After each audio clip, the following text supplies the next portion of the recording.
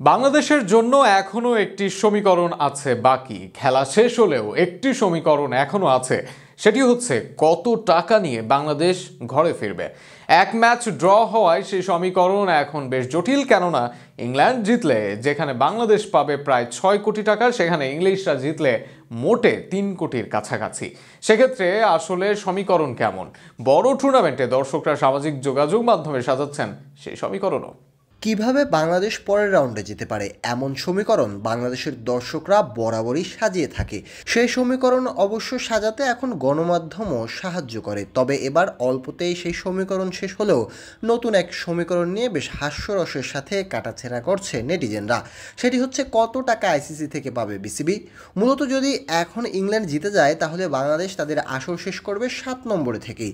সেক্ষেত্রে বাংলাদেশ দল এক ম্যাচ ড্র করায় 20,50,000 টাকা এবং 7 নম্বর দল হিসেবে প্রাপ্য বোনাস ও অংশগ্রহণ ফি মিলে পাবে 3,41,00,000 টাকার কাছাকাছি। তবে যদি ইংল্যান্ড জিতে যায় এই অঙ্কটা বেড়ে যাবে 5,95,00,000 টাকা পর্যন্ত, কেননা ষষ্ঠ স্থানে দল পুরস্কার অর্থ পাবে 4,24,00,000 টাকা প্রায়। তার সাথেও অংশগ্রহণের জন্য 1,51,00,000 টাকা পাবে বাংলাদেশ দল। পাশাপাশি এক ম্যাচে ড্র নিয়ে শেষ করায় আরও 20 লাখ টাকার বেশি যুক্ত হবে দলে। সব মিলিয়ে প্রায় 5,95,00,000 টাকার কাছাকাছি অর্থ নিয়ে ফিরতে পারবে টাইগাররা। তবে সেজন্য সাউথ আফ্রিকার বিপক্ষে হারতে হবে ইংল্যান্ডকে। আসরের চ্যাম্পিয়ন দল পাবে $2.24 মিলিয়ন বা প্রায় 19,41,00,000 টাকা। তবে এটা শুধুই প্রাইজ মানি, এর সাথে যুক্ত হবে অংশগ্রহণ ফি এবং প্রতিটি ম্যাচের জয়ের ফি। আসরটির রানার্স আপ দল পাবে $1.12 মিলিয়ন বা প্রায় 13,57,00,000 টাকার অর্থ পুরস্কার। তাদের অর্থের সাথেও যুক্ত হবে অন্যান্য অর্থ। চ্যাম্পিয়ন্স ট্রফির সেমিফাইনালে পরাজিত দুই দলকে $5,60,000 অর্থ পুরস্কার দেওয়া হবে, যার অর্থ প্রায় 6,78,00,000 টাকা পাবে অন্তত সেমিফাইনাল নিশ্চিত করা দল।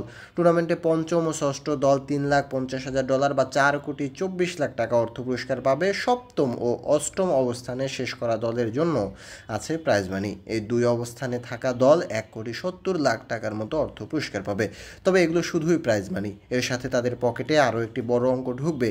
টুর্নামেন্টে অংশ নেওয়ার ফি দেওয়া হবে প্রতিটি দলকে, যা $1,25,000 বা প্রায় 1,50,00,000 টাকার কাছাকাছি।